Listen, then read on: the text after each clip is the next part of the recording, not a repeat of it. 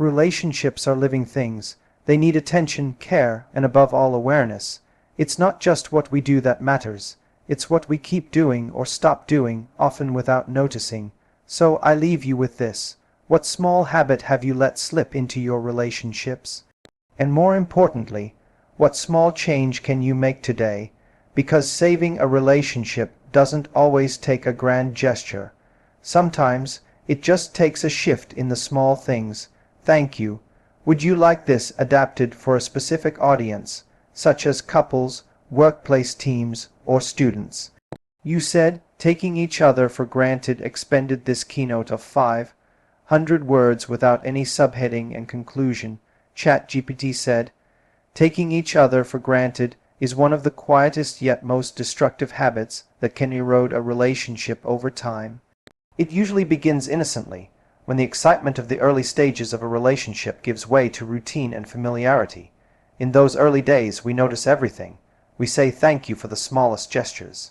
We express admiration for each other's quirks. We look forward to conversations, value opinions, and make space in our lives to ensure the other person feels important. But as time goes on, many of these acts of appreciation begin to fade, not out of malice, but out of comfort. Comfort can be a wonderful thing. It means we feel safe and secure. But too much comfort without conscious effort often leads to complacency. Complacency is dangerous because it blinds us. We start to assume the other person will always be there, always do what they've always done. We forget to acknowledge their efforts. We miss opportunities to thank them, and we overlook their emotional needs. The simple thank you for making a meal, the text to say, I'm thinking of you, or the recognition of how hard they're working, all slowly disappear. And when we stop recognizing these small things, the person on the receiving end begins to feel invisible. They may not say it outright, but internally they begin to feel less valued, less important, and more like a routine part of life rather than someone who is loved and seen. What makes this habit particularly damaging is that it doesn't cause a dramatic rupture. There's no big fight or sudden moment of betrayal. Instead, it's a slow erosion, like water quietly wearing down stone. The bond weakens with each unnoticed gesture and unacknowledged effort, and often we don't even realize it's happening until the distance is already there. One day, you might look at your partner, your friend, or a family member and realize you feel disconnected. You wonder why things aren't as good as they used to be, not realizing it's the accumulation of all the unspoken appreciation that has built that wall. This habit is subtle because it hides behind everyday life. We become busy. We assume the people closest to us understand how we feel, even if we don't say it. But the truth is, no one gets tired of being appreciated. No one tires of hearing that they matter. When we take people for granted, we stop investing in the emotional bank account of the relationship.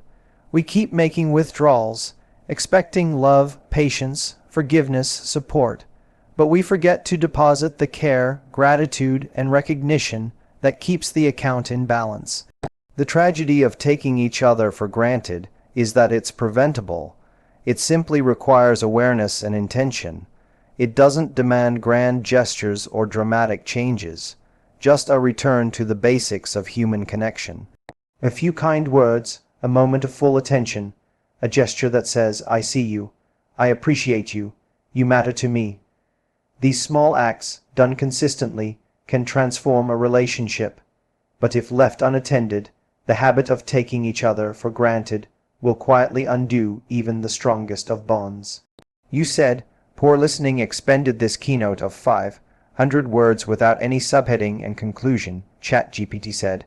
Poor listening is one of the most common and overlooked issues that slowly undermines the foundation of any relationship. At first glance, it seems like a minor flaw, something everyone is guilty of from time to time. But when it becomes a consistent pattern, it signals something much deeper, a lack of presence, respect, and emotional availability. Listening isn't just about hearing the words someone is saying, it's about making the other person feel truly understood and valued. When we fail to listen well, we silently communicate that what the other person is saying, or who they are, doesn't matter enough to deserve our full attention. In today's world of constant distraction, where phones buzz and notifications steal our focus every few seconds, genuine listening has become rare. Too often, we listen with the intent to reply rather than to understand. While someone is speaking, we may be mentally preparing our response, defending our position, or thinking about something entirely unrelated. Our body language may suggest engagement, but our minds are elsewhere. Over time, this creates a gap, not just in communication, but in emotional intimacy. The speaker feels unheard, dismissed, or even disrespected, and they may eventually withdraw emotionally. They may stop sharing as openly, not because they have less to say, but because they no longer feel it's worth the effort. Poor listening also leads to misunderstandings and misinterpretations. When we don't fully absorb what the other person is expressing, whether it's their needs, concerns, or emotions, we respond in ways that miss the mark. We might offer solutions when they only wanted empathy. We might downplay something serious because we weren't tuned into the tone or body language behind the words.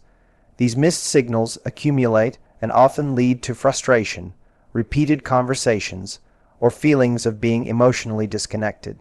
The worst part is that the listener often has no idea that anything is wrong, while the speaker grows increasingly frustrated or hurt. In deeper relationships, poor listening can cause long-term damage. It erodes trust and emotional safety. When someone repeatedly experiences not being listened to, they may begin to question their worth in the relationship. They may feel isolated even when physically together. Over time, silence replaces dialogue and emotional distance sets in. What could have been an opportunity to connect becomes yet another moment of disconnect. And while poor listening rarely results in an immediate crisis, its slow, cumulative effects can be just as damaging as any loud argument or overt betrayal. The act of listening well doesn't require advanced skills. It requires intention and presence. It means putting aside distractions, making eye contact, being patient, and resisting the urge to interrupt or fix. It means validating feelings even when we don't fully agree, and showing with both our words and our behavior that we care about the other person's experience.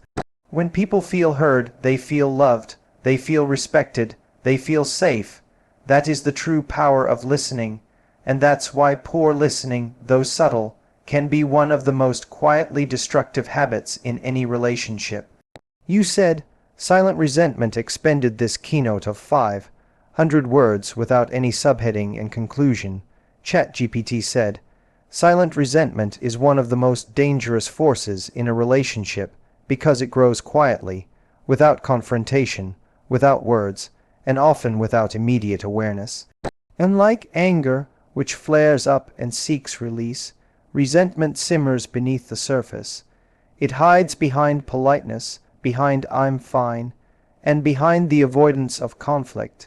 It builds slowly, layer by layer, over every unspoken hurt, unmet need, or dismissed feeling. At first, it may feel like a minor irritation, something not worth bringing up. But over time, those small irritations can become emotional landmines that change the entire dynamic of a relationship. People often avoid expressing their feelings because they fear conflict or rejection. They don't want to seem needy, sensitive, or demanding. So instead of voicing concerns, they stay quiet. They swallow their disappointment. They push down frustration. They tell themselves that it's not a big deal or that they're being overly emotional. But emotions that are suppressed don't disappear. They get stored, and what gets stored eventually seeks expression, often in unhealthy or indirect ways. Sarcasm replaces honesty. Passive-aggressive behavior replaces open dialogue. Coldness replaces warmth. The connection, once open and trusting, starts to close off piece by piece. What makes silent resentment particularly damaging is how invisible it can be to the other person. One partner might believe everything is fine because arguments are rare, but what they don't see is the emotional withdrawal happening behind the scenes. The other person begins to shut down emotionally. They become less affectionate, less engaged, and less willing to share. They might still perform the basic functions of the relationship, communicate logistics, attend events, fulfill responsibilities, but the emotional intimacy, the closeness, starts to fade. And since nothing is explicitly wrong, the partner is left confused, sensing something has changed but unable to name it. Eventually, resentment becomes a lens through which every interaction is interpreted. A harmless comment can feel like an insult. A forgotten errand becomes evidence of being undervalued. The resentment colors perception and distorts intentions, making it harder and harder to reconnect. The longer it goes unaddressed, the more entrenched it becomes. Trust erodes, patience wears thin, and empathy declines. The emotional walls that resentment builds are not easily dismantled. They require not only communication but courage. Courage to be vulnerable, to express pain, and to risk being misunderstood. Many relationships don't end because of a major betrayal. They end because of years of silent, unspoken resentment. The relationship dies not with a bang, but with a quiet, unnoticed disconnection that becomes too wide to bridge. The tragedy is that this kind of resentment is often preventable. It requires a willingness to talk honestly about feelings even when it's uncomfortable. It means creating a space where both people feel safe enough to say, "That hurt me," or "I need more from you," without fear of judgment or backlash. When left unspoken, resentment builds walls. When brought into the open, it creates opportunities for understanding, healing, and deeper connection.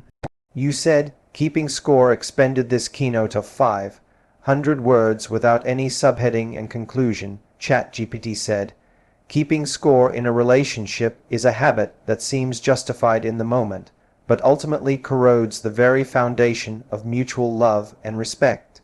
At first, it may feel like a natural response to imbalance or unfairness, counting the times we've given more, sacrificed more, or put in more effort than the other person. We mentally tally how many times we've cleaned the house, planned the outings, apologized first, or been the one to compromise. And when we feel the other person hasn't kept up their end, resentment starts to take root. The relationship begins to feel transactional rather than emotional, more like a balance sheet than a bond. This mindset turns love into a competition, where each person keeps track of who owes what. But relationships don't thrive in a competitive environment. They thrive in a cooperative one. When we keep score, every act of kindness or effort becomes less about generosity and more about earning points. We give not because we want to, but because we expect something in return. Over time, this expectation distorts our motivations and drains the joy from giving. What once felt natural and heartfelt becomes conditional. And when those conditions aren't met, frustration sets in. Keeping score also creates a dangerous sense of moral superiority. We start to believe we are the better partner. The more giving, the more understanding, the more committed one. This self-righteous stance builds a wall between us and the other person. Instead of fostering empathy, it breeds judgment. We stop seeing our partner's efforts, however small, and focus solely on what they haven't done.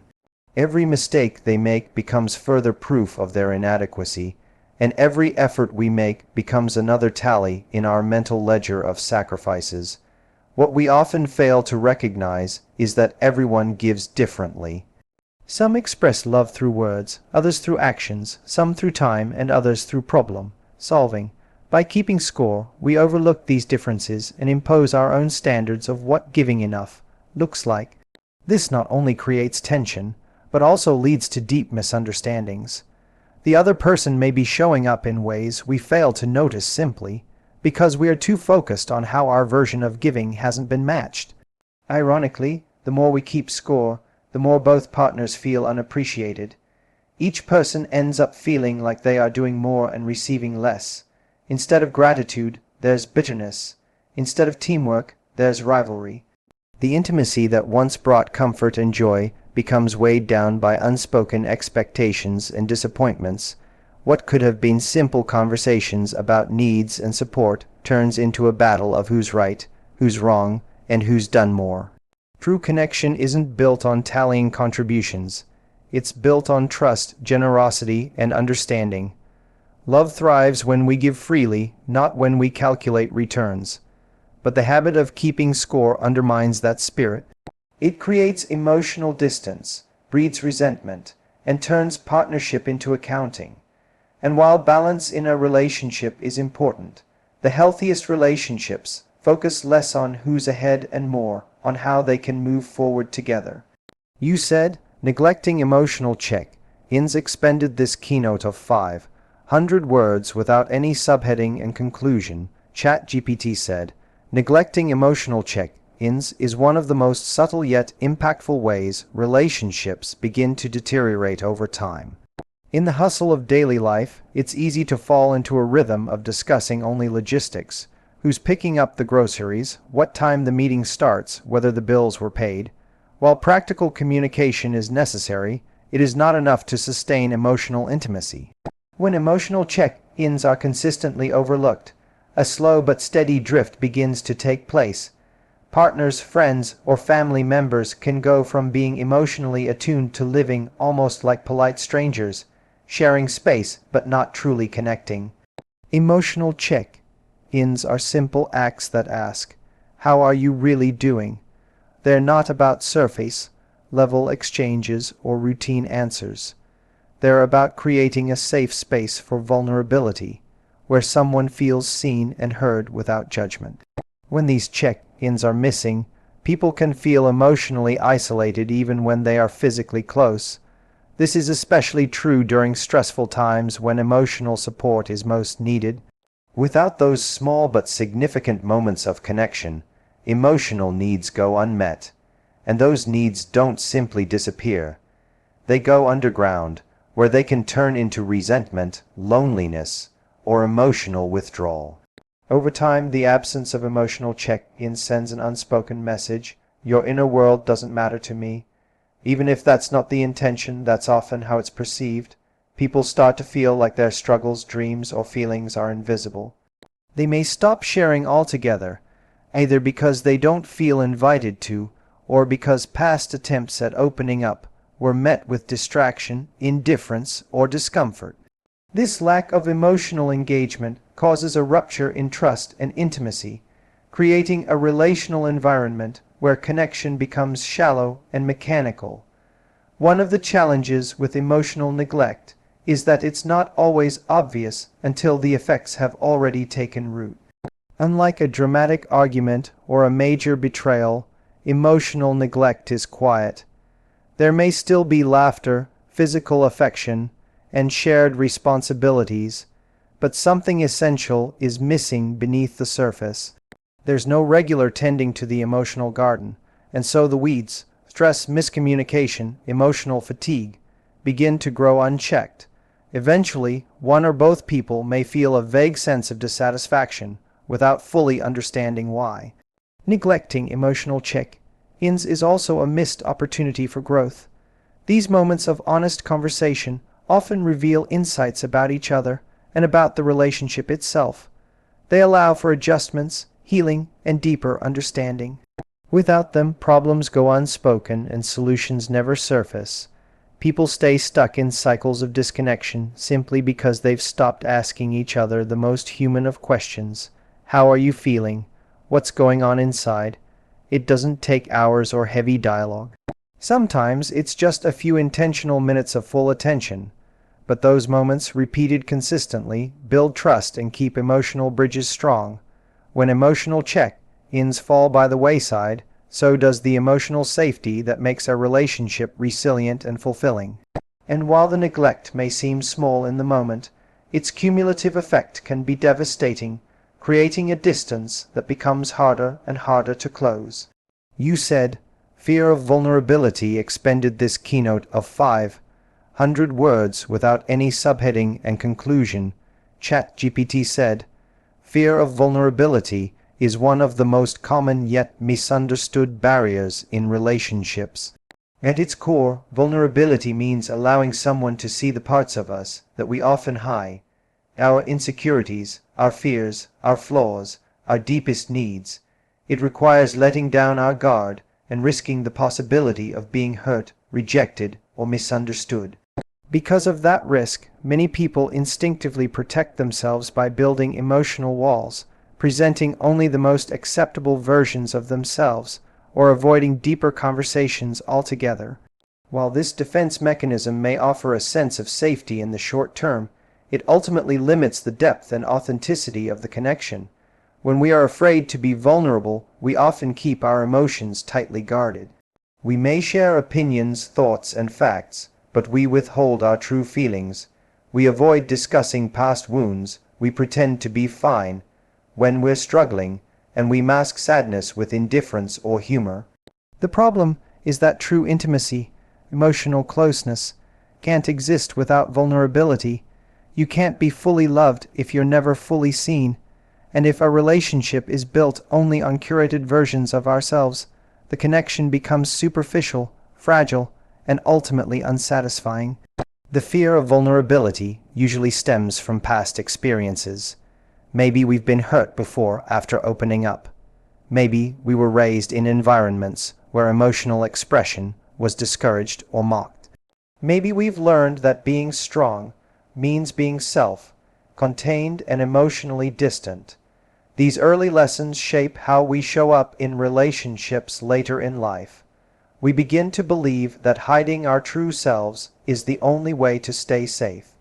Unfortunately, this mindset also keeps us lonely, even when we're in close relationships. It creates a paradox. We want to feel connected and loved, but we're afraid to expose the very parts of ourselves that would make that connection possible. In relationships, fear of vulnerability often shows up as emotional avoidance. We may deflect serious conversations, shut down during conflicts, or respond to our partner's openness with discomfort or silence. Over time, this leads to a growing emotional distance. The other person might sense that something is missing, that they're not really allowed into our inner world. They may begin to feel unimportant or unwanted, not because we don't care, but because our walls prevent them from getting close. This lack of emotional reciprocity erodes trust and intimacy, creating frustration, confusion, and ultimately, disconnection. Avoiding vulnerability also stifles growth, not just personal growth, but relational growth. The ability to be open about struggles, to admit when we're wrong, to say I need you or I'm scared, is what allows couples, friends, and families to deepen their bonds and navigate life's challenges together. Without it, the relationship remains stuck at a surface level, unable to mature into something stronger and more meaningful. While the fear of vulnerability is understandable, overcoming it is essential. It's not about being fearless. It's about being brave enough to risk emotional honesty. Vulnerability is the bridge to connection. Without crossing it, we may never experience the kind of relationship that makes us feel truly seen, accepted, and loved for who we are, not just for the parts we choose to show.